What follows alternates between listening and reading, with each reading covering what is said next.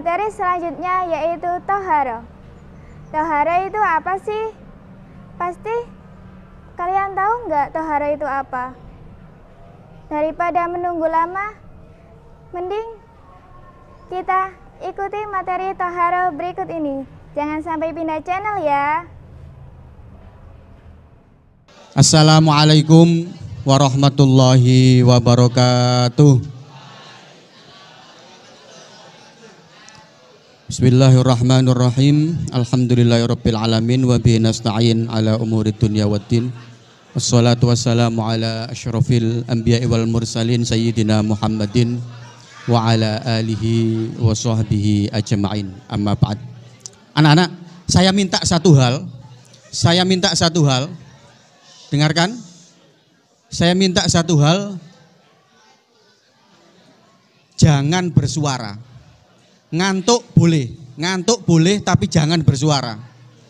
Karena kalau kalian bersuara, apalagi sampai ngobrol, itu yang terganggu banyak orang. Satu, teman kalian terganggu, tidak dapat mendengarkan apa yang disampaikan oleh pemateri. Yang kedua, saya juga terganggu karena saya harus menaikkan volume saya, akhirnya ngelak. Nggak enak poso-poso ngelak. Ya, sepakat ya? Saya minta tolong, permintaan saya jangan bersuara. Wis pokoknya diam, dengarkan. Kalau ngantuk ya wis sampai lunggung ini, gak apa-apa. Oh, jangan sampai melumah tapi. Baik anak-anak, kalian sudah memegang kertas ini. Caranya sekarang, Caranya adalah jangan menulis semua yang diucapkan oleh pemateri. Engkau dari awal sampai akhir ditulis assalamualaikum, ditulis kabeh, pegel tanganmu. Cukup triknya adalah satu, kalian dengarkan tok. Ustadz Kasbuli cuma ngomong apa ae, bahas apa ae, didengarkan dengan betul, dipahami. Nanti di jam istirahat kalian tulis apa yang kalian ingat. Kayak emang ceritong ini, kayaknya bahas ini, itu kalian tulis seingatnya. Jadi tidak harus lengkap, tidak harus urut, ya. Yang penting kalian mendengarkan, menangkap apa yang disampaikan, baru nanti jam istirahat kalian tuangkan di situ, ya. Jadi sekarang silakan kertasnya ditaruh dulu, jangan diotek-otek dulu. Kalian ikuti pemaparan dari saya dulu, nanti nulisnya ketika jam istirahat. Gue enjaluk. Siapa? Berapa orang yang belum dapat? 2 orang ya? 2 orang. Kertas 2 orang belum. Baik anak-anak, coba tanpa suara. Oke. Materi yang pertama ini kita akan membahas tentang bersuci atau toharoh. Spesifik nanti kalau waktunya cukup saya akan berbicara tentang 3 hal. Yang pertama wudhu, ngerti wudhu ya? Yang kedua mandi, ini mandi wajib bukan mandi biasa. Yang ketiga tayamum, wudhu, mandi wajib. Yang ketiga apa tadi? Tayamum. Wis. Orang ketika melaksanakan sholat itu wajib suci dari hadas, baik hadas kecil maupun hadas besar. Kalau hadas kecil, cara menghilangkan hadas kecil adalah dengan berwudu. Itu menghilangkan hadas kecil. Kalau hadas besar, cara menghilangkannya adalah dengan apa? Mandi wajib, mandi besar. Sekarang nek tayamum itu gaya apa?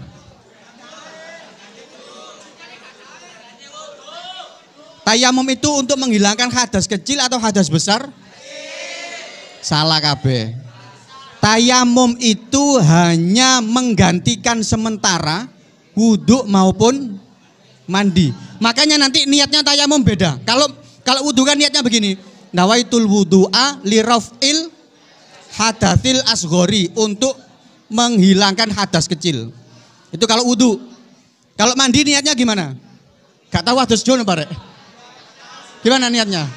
Nawaitul ghusla liraf'il hadatsil akbari. Untuk menghilangkan hadas besar. Tapi kalau tayamum, no? Kalau tayamum niatnya bukan liraf'il hadasi. Tayamum itu nawaitu tayamum listibahatis sholati. Bukan liraf'il hadasil asghori atau liraf'il hadasil akbari. Tapi listibahatis sholati, agar boleh sholat. Artinya hadasnya tidak hilang. Kalau kalian tayamum, hadasnya itu sebenarnya belum hilang. Maka nanti ketika sudah dalam kondisi boleh berwudu atau mandi, tetap harus wudu atau mandi. Saya mulai dari wudu dulu ya anak-anak. Anggota wudu, dengar kan? Anggota wudu itu ada berapa? Yang wajib. Anggota wudu yang wajib ada berapa? Nah, kita lihat ayat Al-Qur'annya dulu ya. Dalil aslinya ada di Al-Qur'an. Idza qumtum ila sholati faghsilu wujuhakum. 1 aja. Wa aidiakum. Tangan. 2. Wamsahu biruusikum. Kepala, bukan rambut. Kepala, berarti pira lagi? 3. Wa arjulakum. Kaki. 4. Jadi anggota wudu yang wajib cukup 4. Nek papat iki wis beres, sah wudumu. Masih gak ngurak-ngurak kuping, tetap sah. Karena yang wajib hanya 4. Wajah, tangan, kepala, dan kaki. Sekarang perhatikan, dalam redaksi ayat tadi ada faghsilu wujuhakum, kemudian ada wamsahu. Jadi ada 2 macam. Ini harus bisa bedakan kalian ya. Ada al-ghuslu, ada al-mashu. Al-ghuslu itu membasuh. Al-mashu itu mengusap. Membasuh, mengusap. Membasuh, mengusap. Apa bedanya? Ada yang tahu bedanya? Kalau membasuh anak-anak, perhatikan. Kalau membasuh, ini prinsip teorinya ya. Air itu dipindahkan atau dituangkan ke suatu area. Itu membasuh. Tapi kalau mengusap, itu adalah kita menggosok sesuatu yang sudah basah. Gampangannya gini. Perhatikan. Ini meja ya. Meja. Saya ngambil air. Airnya ada di tangan saya. Ini namanya basuh apa ngusap? Ya, betul. Jadi air tak ambil, tak siramkan. Ini basuh. Kalau ngusap begini, tangan tak celupno. Celup, wis, tanganku teles. Belum kering. Tak osok-osokno. Ini namanya mengusap. Ya. Bisa bedakan ya? Oke. Sekarang wajah. Wajah. Wajah itu dibasuh. Jadi faghsilu wujuhakum wa aidiakum. Wajah dan tangan dibasuh, kaki juga dibasuh. Karena nanti ayatnya di Al-Qur'an itu wa arjulakum, bukan wa arjulikum. Jadi atofnya ke wajah dan tangan, bukan ke kepala. Kalau kepala itu diusap. Artinya yang namanya membasuh muka itu gak oleh tanganmu dicelepno ngene tok. Terus gini. Itu jenenge raup, bukan wudu. Ya. Jadi tangan dicelepno ngene terus basah, diusapno begini. Ini enggak cukup. Rukun membasuh wajahnya belum terlaksana. Jadi harus dipindah. Air itu harus dipindah.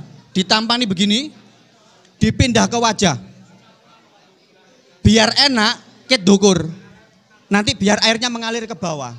Nek ket nisor, seret, lagi ini kan cek garing. Ngambil lagi. Belum dihitung 1 akhirnya. Jadi ngambil air, diusap ket dukur. Kemudian diratakan. Nah, ini airnya diratakan. Itu mengusap. Maka mengusap itu sebenarnya prinsipnya bukan ake-akean banyu, bukan. Sekali lagi, membasuh ya. Prinsipnya membasuh itu bukan airnya yang banyak, itu bukan. Tetapi airnya merata, mengalir di area yang kita basuh. Maka saya pernah diajari guru saya, seumpama orang kerja di satelit, di luar angkasa. Itu kan tidak ada gravitasi ya. Air begini kan ngambang, nggak jatuh. Itu misalnya dia wudhu, ngusap wajah hanya dengan banyu sakmene titik, banyunya titik, itu bisa.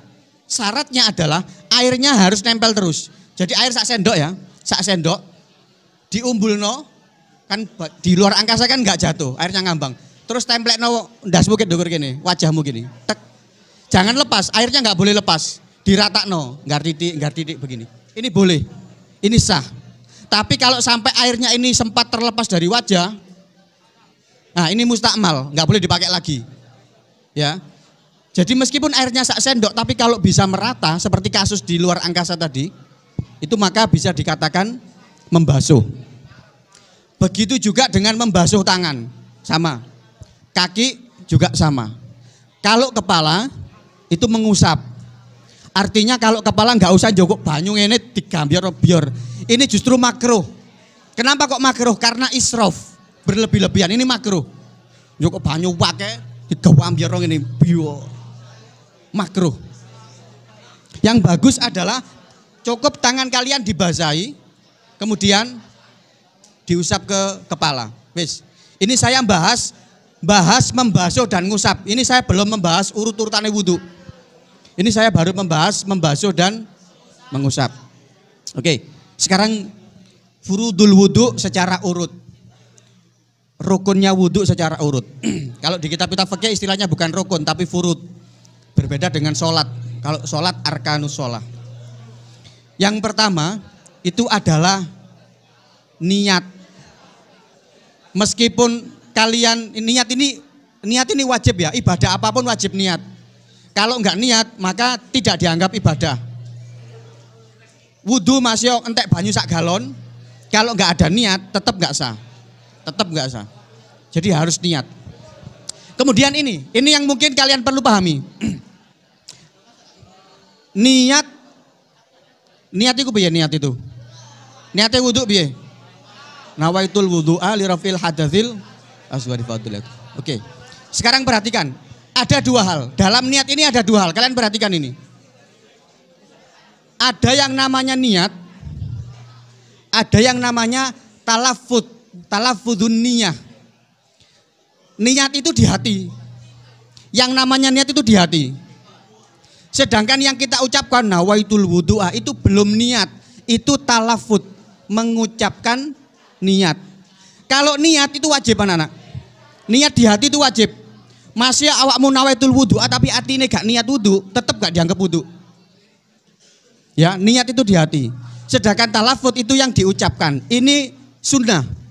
Nggak sampai misalnya kamu wudhu tapi nggak pakai bunyi nawaitul wudhu'a, nggak pakai begitu, langsung biar niatnya di dalam hati. Itu wudhunya sah, tapi disunnahkan untuk diucapkan. Talaffuz niat itu disunnahkan. Kemudian yang namanya niat, sekarang kapan kita berniat? Apakah ketika nyuci tangan, kata wudhu, asok-asok ini niat? Letaknya niat adalah pada anggota wudhu yang pertama. Berarti mana itu? Wajah. Anggota wudhu yang pertama itu wajah. Loh Ustadz, ketika cuci tangan, ketika kumur-kumur itu belum niat? Belum, itu belum niat. Tapi dapat kesunahan. Dapat kesunahannya wudhu tapi belum waktunya niat. Niatnya adalah ketika air pertama nempel nanggone wajahmu.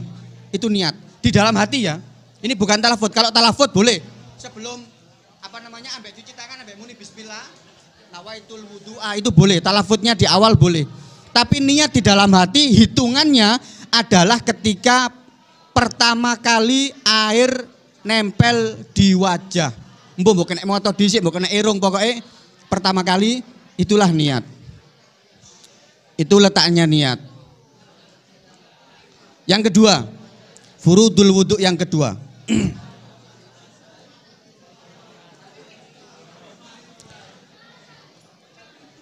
membasuh wajah. Membasuh wajah. Sekarang bagian manakah yang dinamakan wajah? Maka wajah itu adalah min manabiti sya'ri, tempat tumbuhnya rambut. Tiap orang enggak sama. Saya kan agak botak. Ini kan saya agak botak, ngadekolan.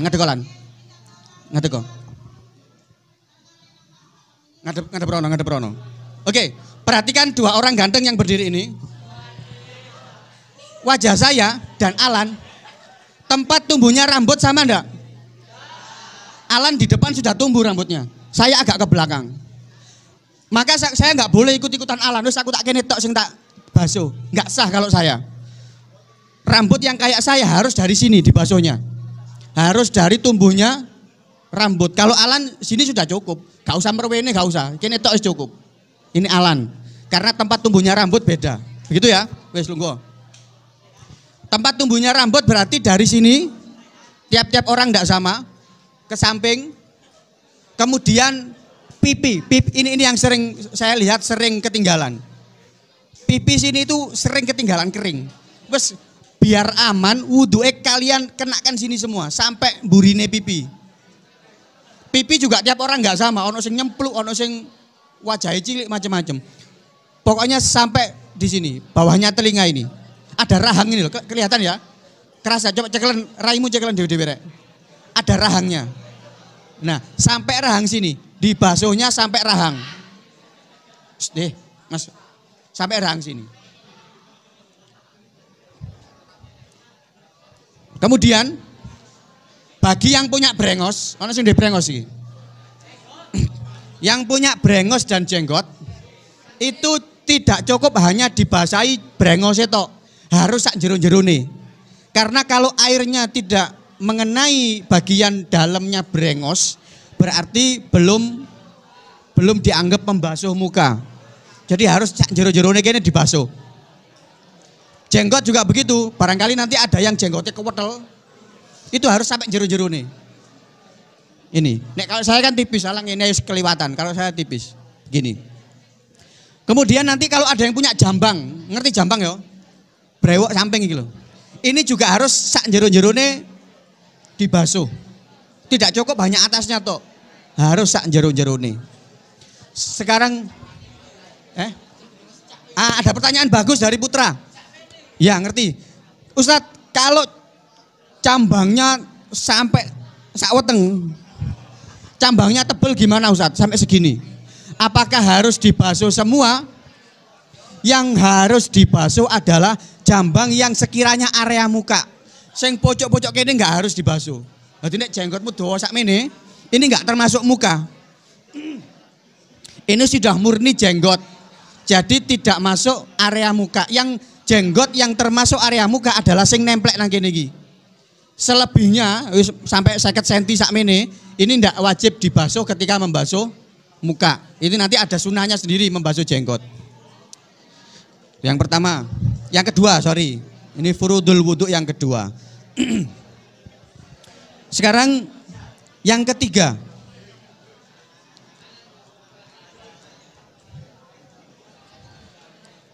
Yaitu kedua tangan ma'al mirfaqoini beserta sikutnya.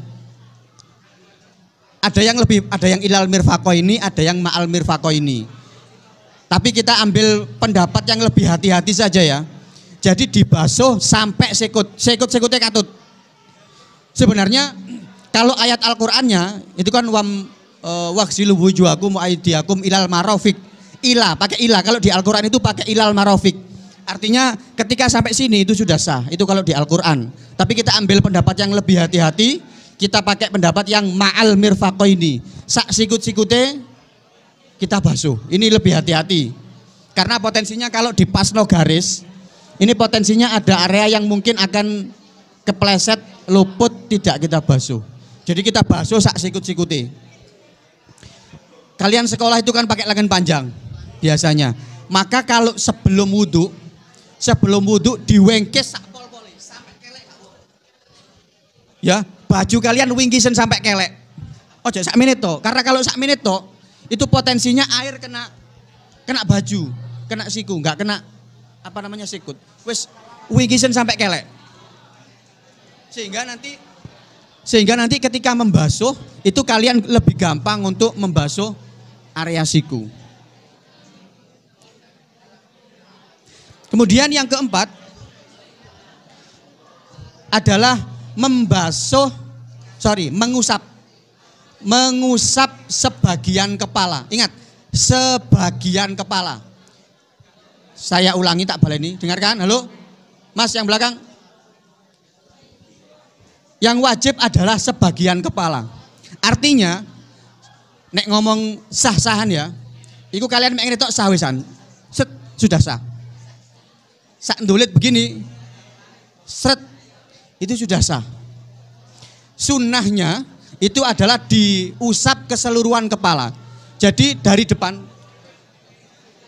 lihat tangan saya, setelah ini dibasahi, ini tempelkan di sebelah kanan kirinya telinga. Kalau tangan kanan ya di kanan, kiri ya di kiri. Tempelkan begini.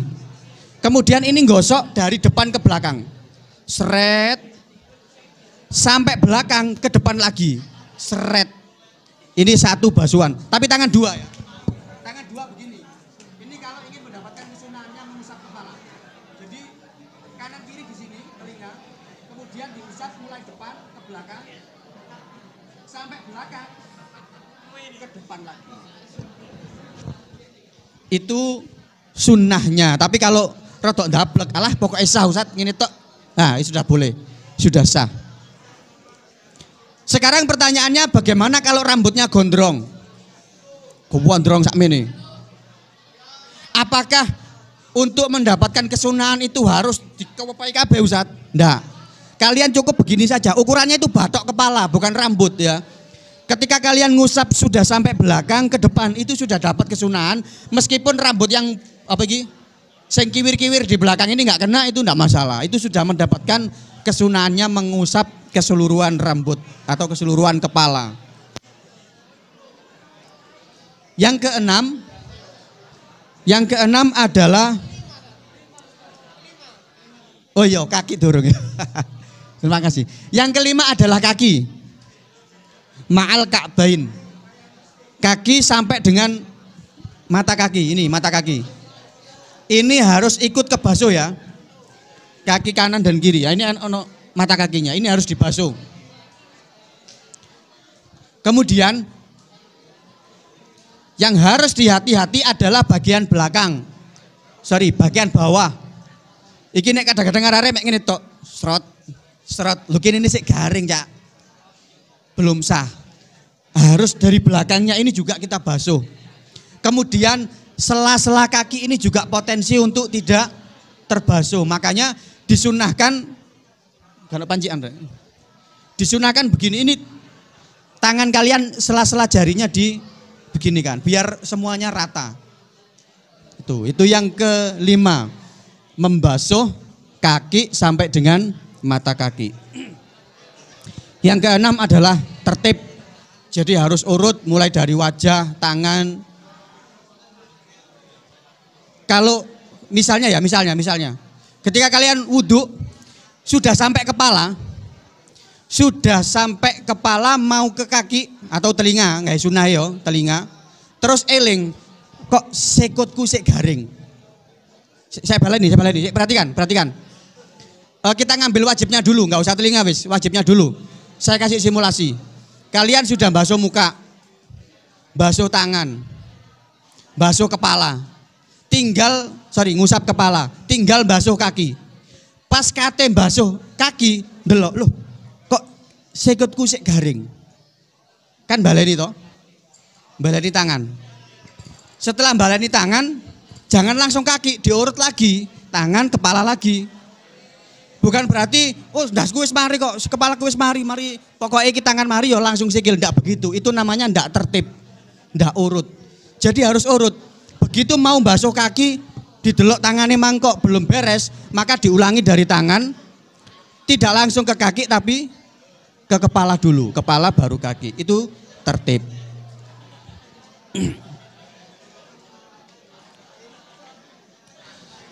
Wis. Apa? Apa? Ya, sih. Ini waktunya mepet sampai jam 10 ini. Sekarang sunnahnya wudhu. Itu tadi kan yang wajib. Sekarang sunnahnya wudhu. 1, membaca bismillah. Bersiwak. Kemudian tak sebut dhisik kabeh, nanti pelan-pelan. Bersiwak. Kemudian membasuh tangan sebelum wudhu, itu membasuh tangan dulu. Kemudian berkumur. Terus istinsyak. Istinsyak itu nyesep irung. Bahasa Jawa ya apa ya? Nyesep banyu nang irung itu ada bahasa itu enggak? Ya menghisap lah. Istinsyak. Kemudian mengusap keseluruhan kepala. Ketika membasuh kepala tadi yang diusap keseluruhan. Kemudian mengusap keseluruhan telinga. Jadi telinga ini sunnah. Kalau ditinggalkan ya wudhunya tetap sah, tapi sebaiknya kita usap. Kemudian mualah, tayamun, tayamun itu kanan dulu, itu sunnah.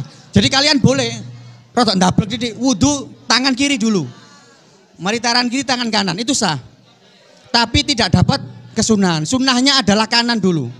Kanan dulu baru tangan kiri. Misalnya kepingin rodok ndablek didik, tangan kiri dulu. Wah, tapi tetap sah ini.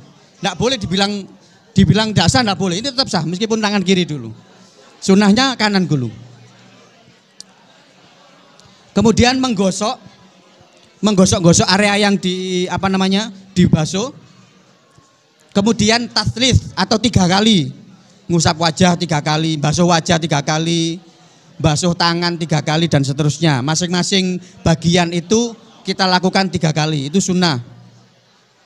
Kemudian berdoa setelah wudhu. Wis, sekarang praktek wudhu urut dari awal sampai akhir. Sak sunnah-sunnai. Ya. Wis, 1. Ini bayangan kita pakai keran ya. Ini kita bayangkan pakai keran. Yang pertama adalah membaca bismillah dulu.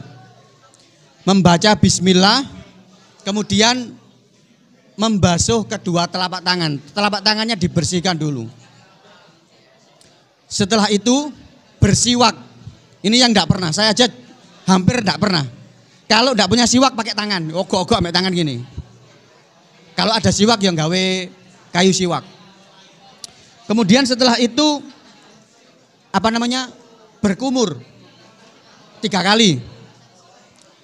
Setelah berkumur istinsyak, nyesep air ke hidung 3 kali.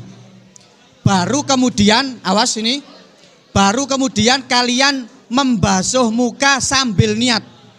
Oh sorry, talafutnya tadi di awal ya, ada yang ketinggalan saya.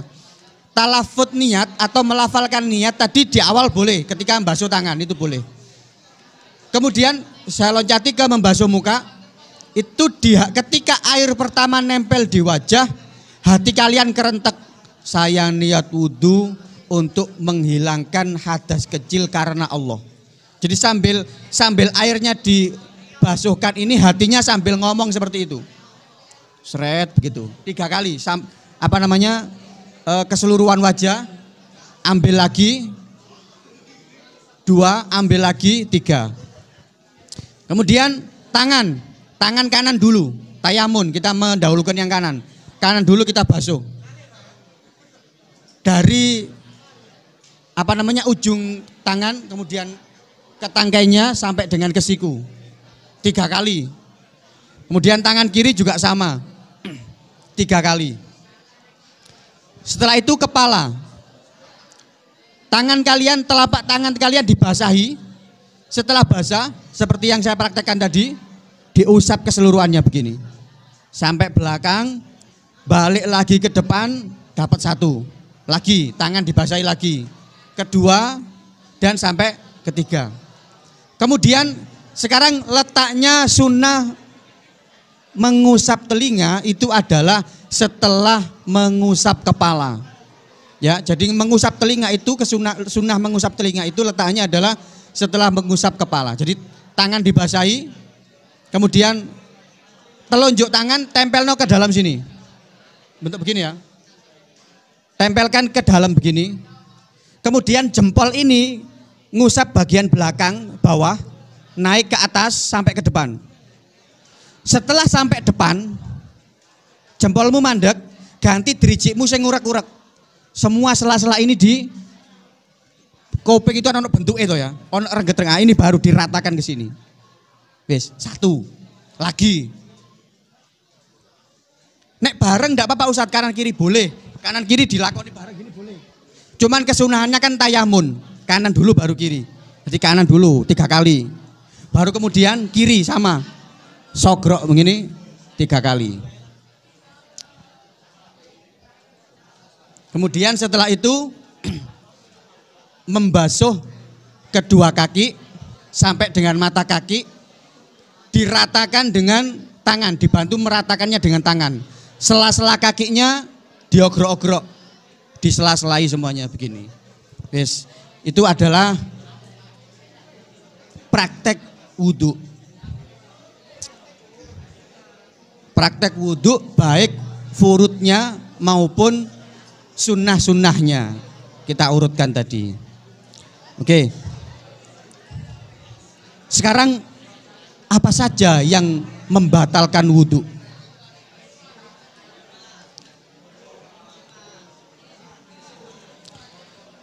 Yang membatalkan wudhu. Oke, dengarkan. Yang membatalkan wudhu yang pertama adalah keluarnya sesuatu, nggak harus kentut ya.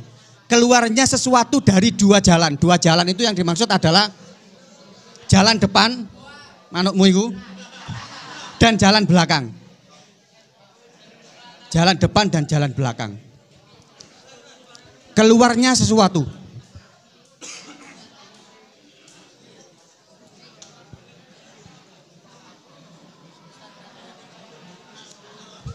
Ada kasus, Ustadz, saumpama ada bayi dari lahir itu silite gak ono.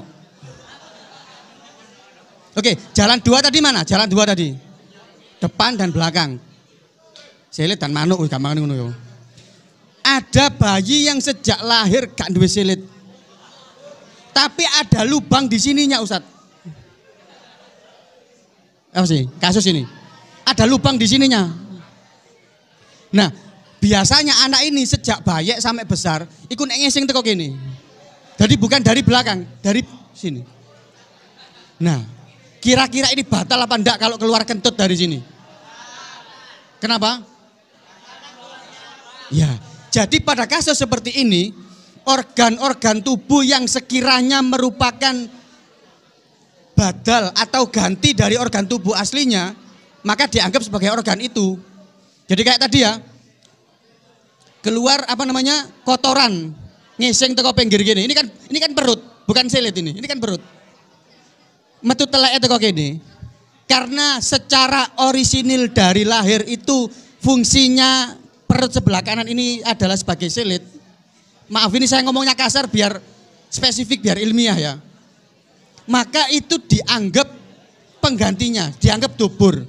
Dianggap salah satu dari 2 jalan. Nanti nek gane kok ngentut kok kene jus begini, berarti wudhunya batal. Sekarang pertanyaan lagi. Bagaimana dengan kasus, rungokno, dengarkan, tidak punya silit, dubur kok, tidak punya dubur, terus tidak ada organ tubuh yang sekiranya menggantikan dubur. Saya taruh ngokno. Kemudian dia ada kebiasaan, ada secara alamiah ini ya, secara alamiah itu nek ngentut liwat cangkem. Metu ngentut. Ini mungkin enggak, barangkali kasusnya 1 juta orang satu atau mungkin enggak terjadi, tapi seumpama. Dia kalau ngentut itu lewat cangkem. Atau kalau ngising buang air besar lewat mulut. Pertanyaannya, berarti kalau dia gelegean itu wudhunya batal apa tidak? Ini kasusnya beda. Perhatikan ya. Kalau yang di sini tadi, lubang yang di perut tadi, itu kan aslinya enggak lubang. Paham ya? Kalau toh ada lubang maka statusnya adalah badalnya dubur, penggantinya dubur. Tapi kalau mulut ini kan asli. Orang yang punya dubur juga punya mulut. Maka kalau dia tidak punya dubur, ini mulut ini organ asli, maka sesuatu yang keluar dari mulut meskipun mirip sesuatu yang keluar dari dubur, statusnya berbeda. Maka ini tidak bisa kita katakan ahadus sabilain. Tidak bisa kita katakan penggantinya dubur. Tadi nek dhek ngentut teko cangkem. Loh, orang gelegekan itu ngentut loh, Rek. Ngentut itu apa sih? Entut itu kan gas yang ada di perut dikeluarkan. Cuman bedanya nek liwat ngisor jenenge ngentut. Nek liwat ngarep jenenge gelegekan. Sama sebenarnya. Maka ketika dia ngentut liwat cangkem atau gelegekan itu tidak membatalkan wudhu karena tidak termasuk ahadus sabilain maupun badalnya. Ini orisinil cangkem. Wis, itu yang pertama yang membatalkan wudhu yang pertama. Upil enggak upil. Meso enggak batal tapi dosa. Ono meso kok batal balak-balik kon. Yang kedua, yang membatalkan wudhu yang kedua adalah zawalul akal, hilangnya ingat, ojo akal lah, gendeng lah, ya gendeng juga termasuk, hilangnya ingatan. Ada yang karena tidur atau lainnya, mungkin pingsan atau mungkin sakit jiwa, langsung batal wudhu. Khusus untuk tidur, yang selain tidur dulu ya, yang selain tidur, pingsan. Ini termasuk step, termasuk ayan, ini termasuk di situ. Orang pingsan, orang step, orang ayan. Itu kalau dia pingsan, bangun, mau sholat harus wudhu dulu. Karena wudhunya batal, karena tadi dia pingsan. Wes. Sekarang yang tidur. Kalau tidur ini ada ketentuannya lagi. Kalau dia tidur dalam keadaan duduk, yang memakinin maka adahu, yang duduknya itu apa jenenge iki bokongnya nempel nutup ke tanah, nutup ke apa iki nempel ke lantai, masih ada ngiler-ngiler sak timbo, itu wudhunya nggak batal. Saya ulangi, tidur yang dalam posisi duduk seperti ini, jadi silite rapet, kan ono piyake loro gini toh silit iku, ini rapet gini, gak sampai meliwek, pokoknya rapet sekiranya ngentut itu gak sok metu. Maka wudhunya tidak batal. Masih turunnya sampai ngapain ini, wudhunya nggak batal.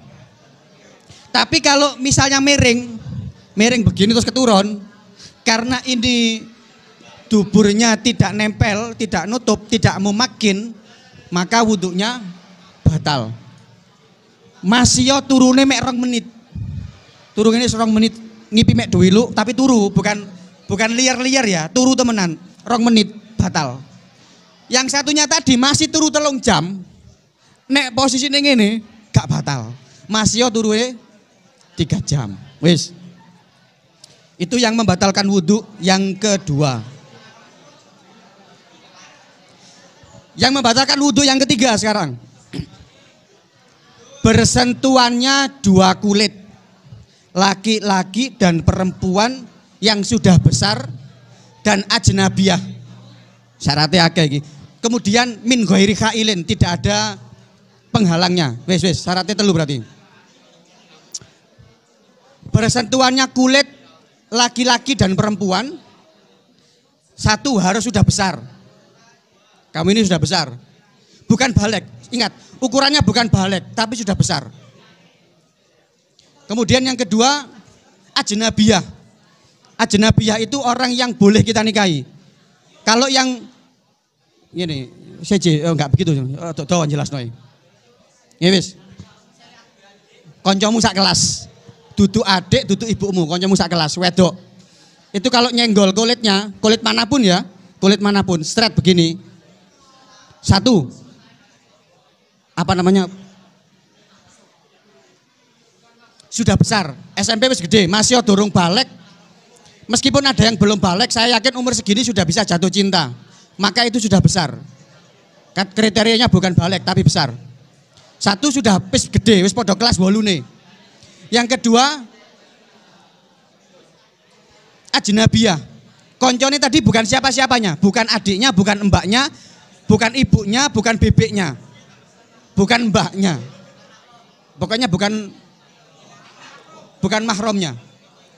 Syarat yang kedua. Syarat yang ketiga, tanpa ada penghalang. Maka itu batal. Maka kalau yang bersentuhan kulit adalah laki-laki dan laki-laki, kayak aku nyekel sebagai Alan gini, ndak batal. Karena apa? Karena laki-laki. Karena sesama jenis. Itu nanti bagus, pertanyaanmu bagus. Itu masuk kategori khunsa, bencong. Khunsa ada sendiri, itu batal. Laki-laki dan khunsa itu batal. Itu pertanyaan bagus tapi kedukuran bahasanya, gak usah bahas itu. Wes ya. Yang kedua, kalau yang bersentuhan ini mahram, misalnya adikmu sendiri, atau ibumu, atau kakakmu, atau bebekmu, atau nenekmu, maka enggak batal. Ojo sampai ibu yang jaluk tolong, saya nak tolong cekel tangan ibu, ojo bu, batal. Goblok sekolahmu nang ndi kok batal. Ya ditulungi. Karena bukan apa namanya? Karena bukan ajnabiyah sehingga enggak batal. Yang ketiga tanpa penghalang. Jadi kalau kamu nyekel temenmu, bukan nyekel ya, nyenggol temenmu kok kena kelambine gini, ini enggak batal karena kulitnya tidak bersentuhan. Kemudian dua-duanya harus sudah besar. Jadi kalau kamu ada tetanggamu yang masih kecil, sik bayek mbok cekelinge nih, masih wedok, itu enggak batal. Wudukmu enggak batal.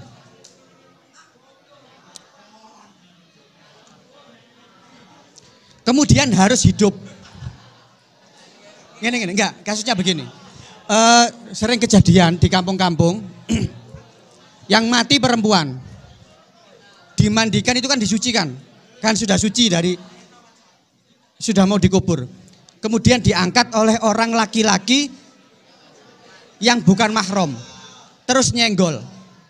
Kadang-kadang khawatir kok mayitnya batal, diadusi mana? Enggak. Mayit yang sudah mati meskipun dipegang oleh apa namanya laki-laki yang bukan mahram, status mayitnya sudah suci, enggak batal.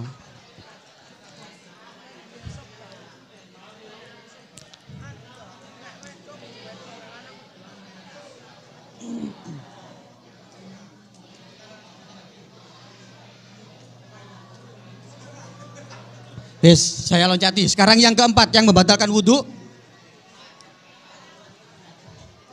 masukubulil adamiyyi, memegang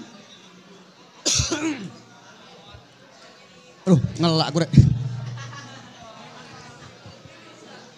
Memegang kubul dan dubur. Sorry, bukan memegang, menyentuh. Nek kubul kan gak mungkin dipegang, ya apa nyekel.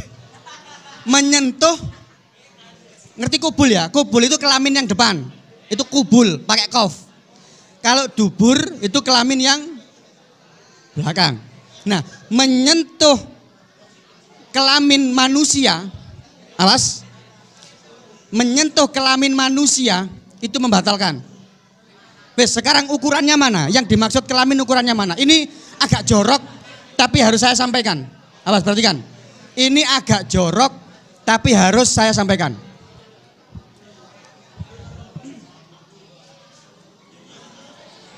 Kalau kelamin yang belakang, ukurannya bukan bokong, nyekel bokong ini gak batal. Yang batal itu kalau pas lubang bolongane. Dadi nek bokongmu gatel mbok kukur, itu gak batal. Yang batal itu nek kremian terus dikuek, itu batal. Makanya nek ngerik kremian itu gawe ya sarung ini lho, cek gak batal. Itu kalau belakang ya. Sekarang depan, ini yang agak jorok. Mohon maaf, ini agak jorok tapi saya sampaikan. Ini label pen aja. Yang membatalkan wudhu bagi laki-laki ya, kelamin laki-laki yang membatalkan itu adalah ujung dan batangnya. Duh, ini jorok tapi saya sampaikan. Dan batangnya. diterangkan bahwa tempat tumbuhnya rambut itu sudah tidak membatalkan. Kemudian endok loro itu juga sudah bukan. Jadi yang bagian depannya ini. Mohon maaf, ini agak jorok.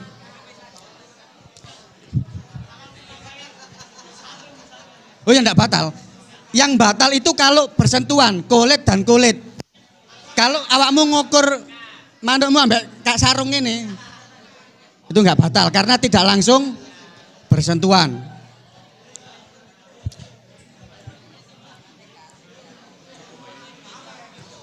Kemudian ingat, teksnya adalah masukubulil adamiyyi, menyentuh kelaminnya manusia. Artinya kelamin siapapun, mbok iku pekmu dhewe, mbok iku weke koncone, itu batal. Karena adami. Kemudian tidak ada syarat harus sudah besar. Meskipun sudah masih bayi, misalnya anak adikmu ngompol mbok cawiki kan diberseni. Itu batal meskipun bayi. Jadi selama adikmu itu memang manusia, maka menyentuh itu alat kelaminnya batal.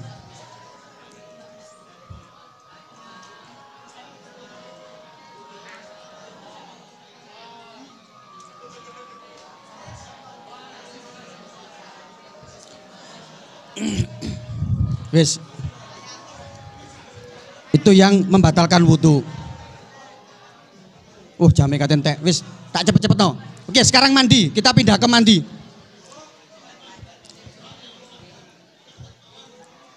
Mandi itu, dengarkan, praktek langsungnya saja ya. Yang pertama adalah niat. Wis sunah-sunah tidak saya sebutkan. Niatnya adalah ketika air pertama menyentuh bagian tubuh, bagian manapun. Kemudian ta'mimul ma', meratakan air ke seluruh tubuh, mulai dari ujung rambut sampai ujung kaki, sampai selempitan liane. Barangkali Anda yang gemuk itu kan wetengnya ono selempitan itu juga hati-hati dibilas. Kelek-kelek selakangan itu semuanya. Kemudian perhatikan satu hal. Ini yang mungkin kalau tidak hati-hati mandi besarnya tidak sah. Dengarkan. Pastikan sebelum kalian pakai sabun dan pakai sampo, pastikan seluruh tubuh sudah sah dibasuh semua. Ngerti ya? Jangan sampai si awake tok ikine durung durung digambior, ndase sik garing terus sabunan. Aduh, baleni. Kenapa? Karena airnya sudah bukan tohirun mutohir, sudah bukan ma'ul mutlak lagi. Airnya suci, air yang kena sabun itu suci, tapi tidak bisa mensucikan. Jadi pastikan lengkap dulu, mulai dari pojok rambut sampai dengan ujung kaki sudah terbasuh semua, baru sabunan. Apa iki? Sampuan, sikatan, luluran wis sak karepmu. Wis itu untuk mandi. Sekarang tayamum.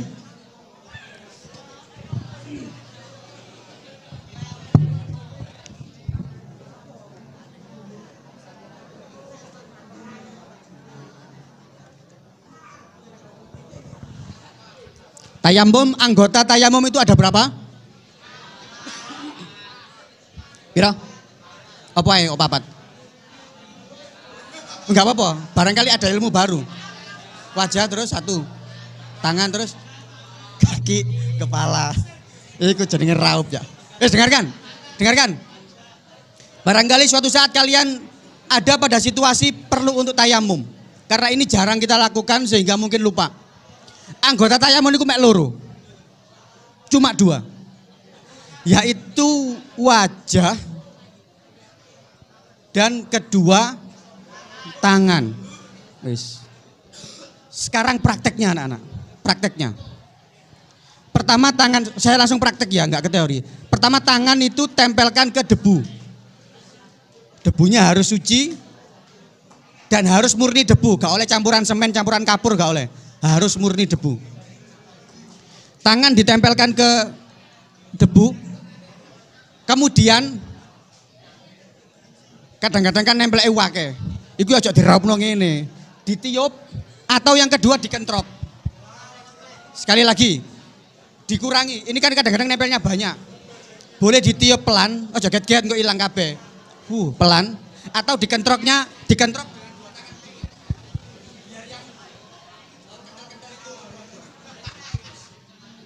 Sekarang cara basuh muka. Ingat, prinsip kanan lebih dulu kita pakai. Tangan kiri dulu nempel di wajah sebelah kanan. Wajah ini kita bagi dua ya, ada yang kanan ada yang kiri. Tangan kiri nempel di batuk sebelah kanan. Goser diusapkan di wajah sebelah kanan dan hidung sampai pipi begini. Sorry, saya ulangi begini. Jadi jari-jari yang ada ini ngenai pipi begini. Kemudian tarik ke tengah. 1. Ganti yang kanan. Kanan basuh yang kiri. Dari depan ke samping ke bawah begini. Nah, wis. Jadi kanan dulu baru kiri. Ini sunnahnya. Misalnya langsung ini kok gak karepmu. Yang kedua, ngusap tangannya sekarang, ngusap tangan. Nah ini yang perlu hati-hati. Awas. Ini yang perlu hati-hati, kalau nggak hati-hati debunya bisa mustakmal. Artinya kalau sudah mustakmal nggak boleh dipakai. Ceklono, ngedek ceklono. Aku guys. Oke, cidakno. Nah, ini kan sudah ada debunya ya. Tangan kanan dulu. Caranya jari ini direnggangkan. Yang telapak tangan tempelkan di tangan kanan. Begini. Jempolnya jangan kena. Biar nggak mustakmal, jempolnya jangan kena dulu. Gini, tek di ujung. Kemudian geser sampai di pergelangan tangan. Sampai di pergelangan tangan ini gegem. Saya ulangi. Tarik sampai di pergelangan tangan, ini kedua tangannya gegem. Ngerti gegem ya? Apa bahasa Indonesia gini? Menggenggam. Gegem begini, kemudian tarik. Jempolnya jangan nempel, awas. Jempolnya jangan nempel dulu. Begini, sampai dengan siku. Nah, setelah sampai siku, gantian jempol sing ditempel ke atas ini. Nah, ganti jempol yang ngusap begini. Sampai sini, sampai pergelangan tangan sini, berhenti. Saya ulangi, sampai pergelangan tangan sini, berhenti. Nanti saya terangkan alasannya. Setelah sampai sini berhenti, loh ini nggak diusap Ustadz, engko berhenti. Ganti tangan kiri, tek. Sampai sini pergelangan digenggam, kemudian turun ke bawah sampai siku, ganti jempolnya putar ke depan, ke atas, sampai sini berhenti, sampai pergelangan sini berhenti, terakhir telapaknya digosokkan. Nah, pasti ada yang heran, loh kenapa kok gak dilangsung Ustadz? Kenapa gak langsung sampai sini ke sini? Khawatirnya kalau dilangsung, rungokno ya, ini kan sudah ada debunya. Ini kan sudah ada debunya ya, ada debu. Khawatirnya kalau sampai sini kalian teruskan, yang sini jadi mustakmal. Debu yang di sini itu loh. Sehingga ketika dipakai di sini nggak boleh karena sudah mustakmal. Sudah dipakai ngusap jempol lagi. Maka sampai sini berhenti. Ganti begini. Sampai sini berhenti, terakhir baru antara telapak kanan dan telapak kiri saling mengusap. Wis, itu untuk tayamum. Masih banyak sekali yang perlu disampaikan anak-anak. Oh ya, ini kasus yang sering terjadi sekarang. Bagaimana, dengarkan? Bagaimana kalau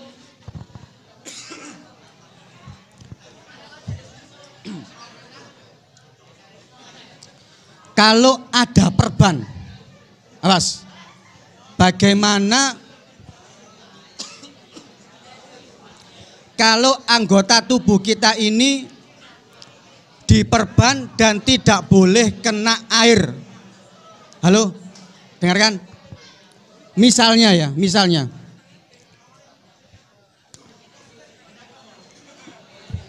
Misalnya kaki. Dengono. Misalnya kaki. Kaki sini dioperasi, kemudian diperban.